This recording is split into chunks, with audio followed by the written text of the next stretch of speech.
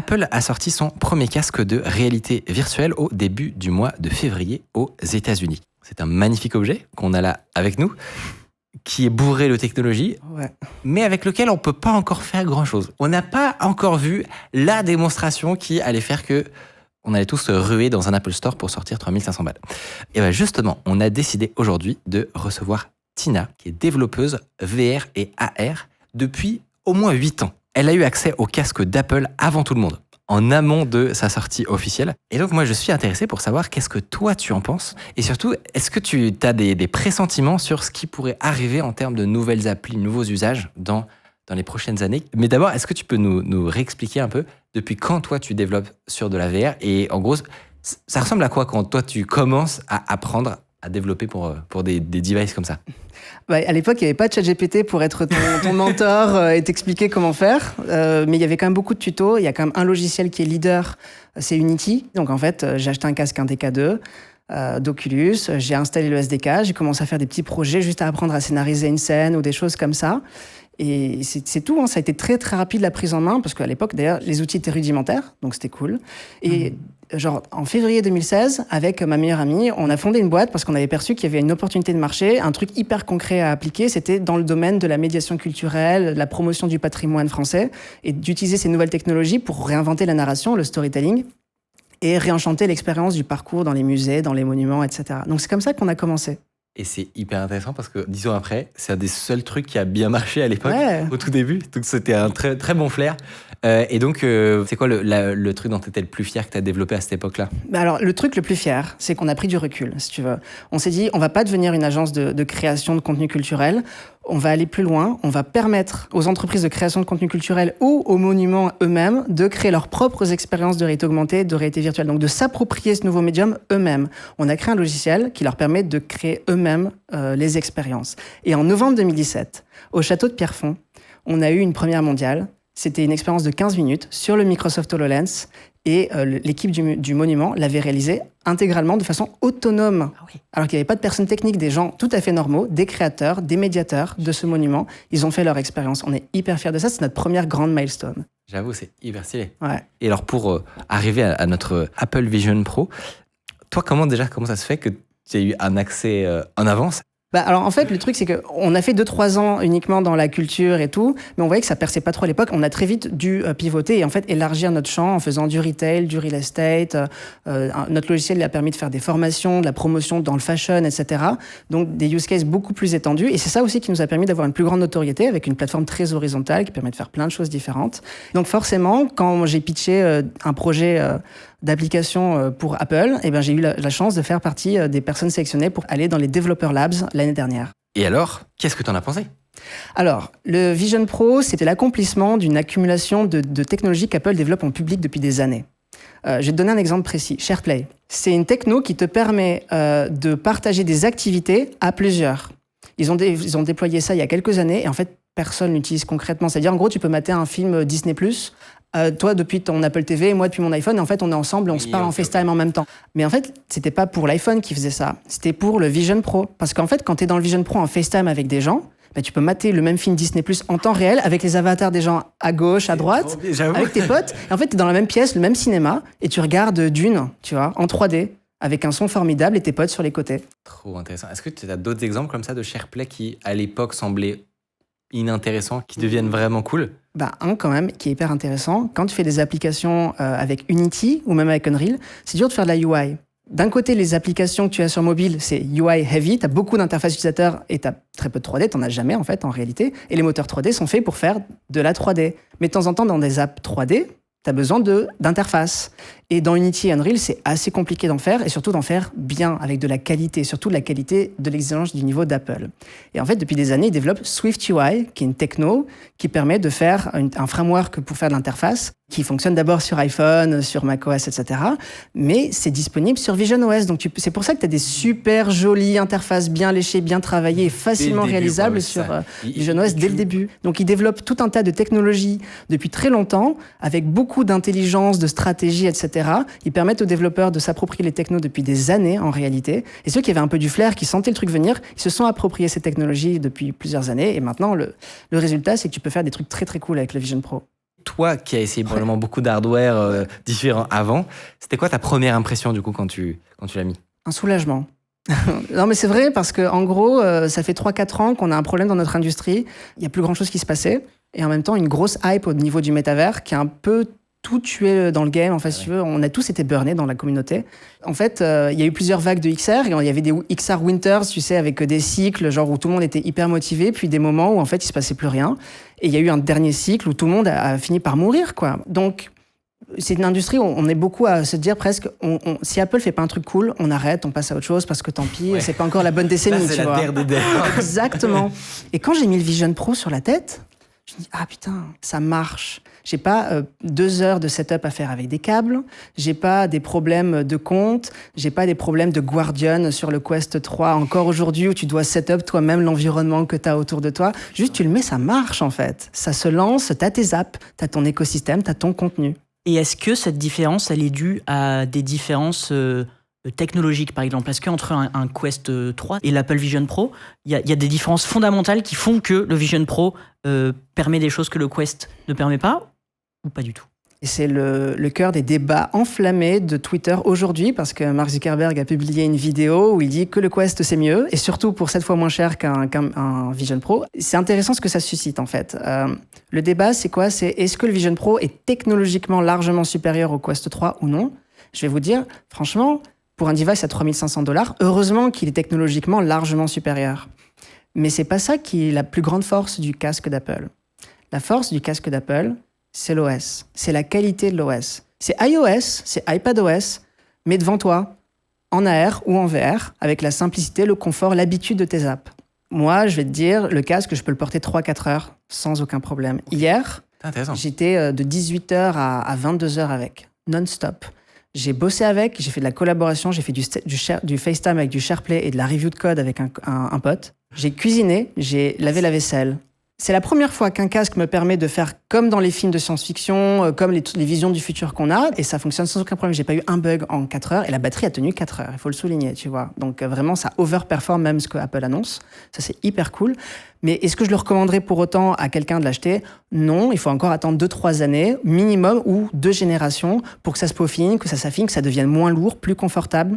Je vais pas parler pour moi, mais pour beaucoup de gens dans la communauté qui remontent ce problème sans cesse. C'est le confort. Quelqu'un qui n'est pas habitué, il va se dire « Non, en fait, au bout de 30 minutes, ça commence à taper un peu, c'est un peu lourd et tout, tu l'enlèves, tu as des marques rouges, donc c'est un super device. » Mais le Quest 3 est plus confortable pour beaucoup de gens. Regarde là, je suis sans mes lunettes. C'est la première fois que je mets des lentilles depuis aujourd'hui, genre littéralement aujourd'hui. Pourquoi? Parce que je peux pas mettre des lunettes avec ce casque. Ah oui, ça en vrai. Et comme je bosse avec... C'est marrant que ce soit le seul truc qui ait déclenché tes lentilles. Bah oui, c'est mon taf en vrai. Et donc je me dis... Enfin, quand même, c'est un gros commitment.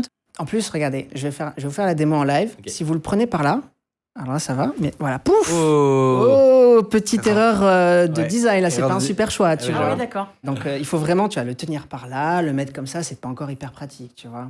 Il y a un autre problème qui est quand même assez prégnant et qui manque, c'est les applis, quoi. L'appli, la killer feature qui nous ferait tous baver pour passer à la caisse. On est d'accord, ça existe pas encore actuellement quand même. Contrairement à l'iPhone 1, il y a un App Store.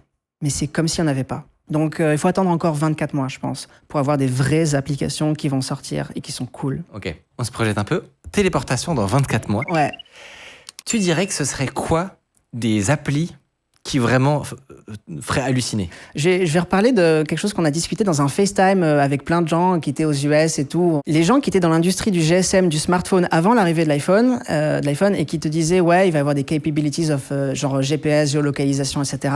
Et le gars il disait, on imaginait tous dans l'industrie, on était tous d'accord, c'est tu passes devant un Starbucks et tu reçois une notif sur ton futur smartphone qui va te dire hey, il y a une réduction sur une boisson chez Starbucks. Au final, ça n'a pas du tout le use case. Ça n'est jamais arrivé. Et en fait, le killer use case, c'est quoi? C'est Uber.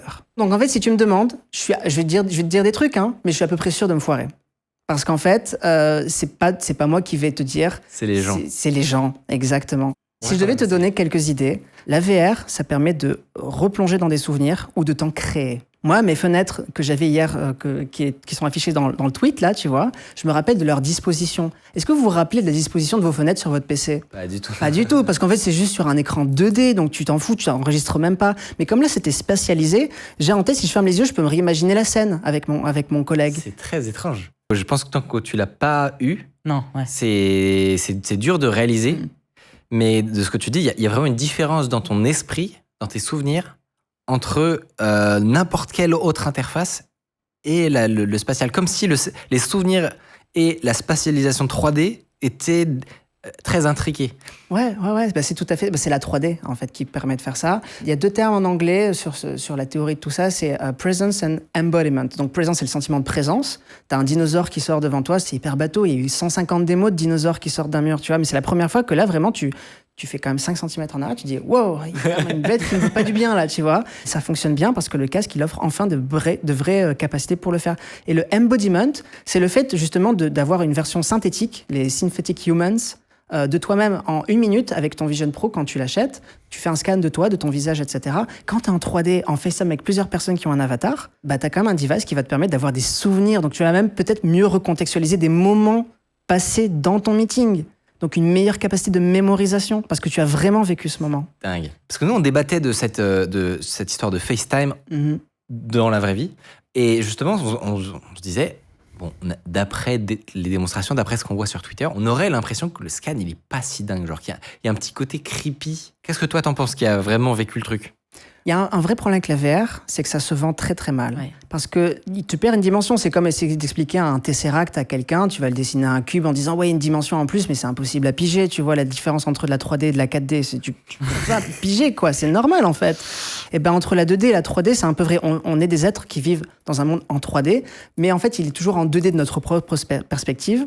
Donc quand tu as un truc que tu vis dans le Vision Pro qui est en 3D, tu as la profondeur et tout, tu dis ah c'est cool, tu regardes la même chose dans le Vision Pro, sur ton PC, après coup, tu sur dis, Twitter ah putain, ouais, c'est dégueulasse en fait, c'est affreux. Donc déjà, c'est pas encore incroyable sur le Vision Pro, hein, on va pas se mentir. Il y a beaucoup à faire pour améliorer le truc. Tu sens que c'est la V1 des personas sur FaceTime. Mais en fait, ça restitue les émotions, l'eye contact. Par exemple, imagine on était en FaceTime, tous les 3, d'accord, en 3D.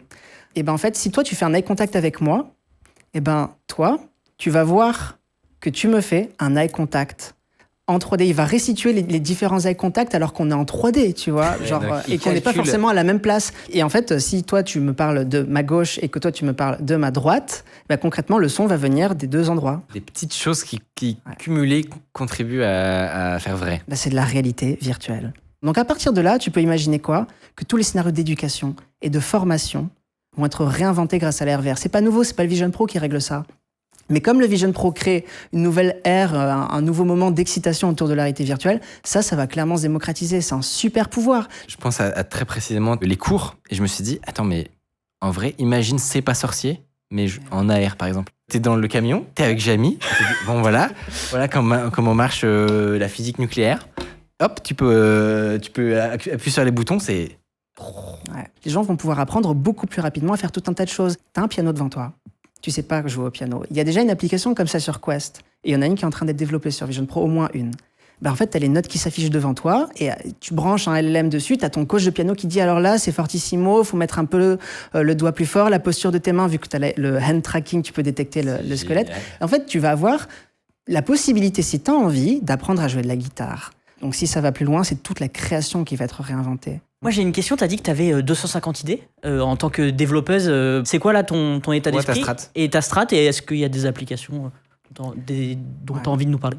En fait, je raisonne par chiffres. Le Vision Pro, c'est un device qui est très cher, qui est hyper cool, et c'est le premier casque que je vais utiliser au quotidien. J'aurai toujours une bonne excuse de l'utiliser parce qu'il y a plein de trucs sympas à faire. Mais c'est un device qui, commercialement pour un dev, est pas vraiment viable si tu fais du consumer, genre des applications pour toi et moi en dehors de notre vie professionnelle. Parce que tu vas avoir peut-être 500 000 personnes qui vont l'avoir la première année, peut-être 2 millions la deuxième. Et encore, je sais pas, tu vois, je parle même pas d'utilisateurs actifs, là. Donc, je vais me concentrer sur régler des problèmes que les entreprises ont, des problèmes où je dis, merde, ça fait des années, on a tel ou tel souci, je veux les régler, comment je fais ? Et moi, je regarde si, en fait, tu peux régler ça grâce à la R et ou la VR. Et pas forcément sur Vision Pro. L'arrivée du Vision Pro, c'est cool en tant qu'utilisatrice, je peux utiliser un casque tous les jours, mais ça permet de recréer un nouvel intérêt sur la possibilité que offrent la R et la VR. Très concrètement, ma stratégie, c'est sur Quest et sur Vision Pro. Donc des applications qui sont cross-platform, qui fonctionnent sur les deux. Alors, je ne sais pas de quoi tu peux parler, mais est-ce que tu as des trucs que tu peux partager? Le truc qui m'est venu en premier, très sincèrement, c'est comment tu utilises de l'IA là-dedans. Il y a presque un proverbe, en fait, une façon de dire dans notre communauté, c'est que l'AR, c'est le front-end de l'IA. C'est-à-dire qu'en fait, le futur, c'est pas de prompter avec du texte, tu vois. C'est de l'audio, c'est du multiforme. Tu vas interagir avec ton IA de plein de façons différentes. Enfin, Midjourney, ça n'a pas vocation à être utilisé à travers Discord toute ta vie, tu vois. J'adore cet exemple. Sortez de Discord maintenant. Ouais, s'il vous plaît. Donc, il y a une interface web qui est en train d'arriver et tout. Mais imagine, en fait, par exemple, tu es dans une agence de créa, tu as envie de brainstormer sur un nouveau concept, un scénario pour un film ou n'importe, en fait. Tu te mets dans une pièce qui est plutôt vide. Et tu as ton Vision Pro, et tu vas commencer à faire une conversation avec ton IA, et tu vas lui brainstormer des trucs avec elle. Elle va te générer des modèles 3D, des photos, des sons, des vidéos qui vont s'afficher sur le mur, etc. Et tu vas être littéralement presque en symbiose avec la machine. Tu vas créer, assisté par ordinateur, autour de toi. Ça, c'est une façon pour moi de... Mais ça a été théorisé il y a longtemps, c'est pas une idée à moi, en fait. Il y a des gens qui bossent là-dessus depuis 30 ans, qui imaginent un hypothétique appareil que tu mets, et avec lequel tu peux interagir. Il y a plein de documentation là-dessus. La question, c'est comment le faire bien. Et comme je le disais, moi, je m'intéresse beaucoup cognitivement, comment on crée des souvenirs, on recrée des souvenirs, ou qu'on se réassimile des choses, des moments passés, ou qu'on va vivre un jour, comme des situations d'urgence. Et en fait, par exemple, dans le secteur médical, t'as tout un tas de potentiel à refaire. La formation médicale, je vais pas rentrer dans le détail, mais c'est quelque chose qui est assez archaïque, tu vois, dans la façon dont c'est fait. Alors, il y a peut-être des personnes qui nous écoutent, qui vont dire non, c'est pas vrai et tout. Franchement, je l'ai vu.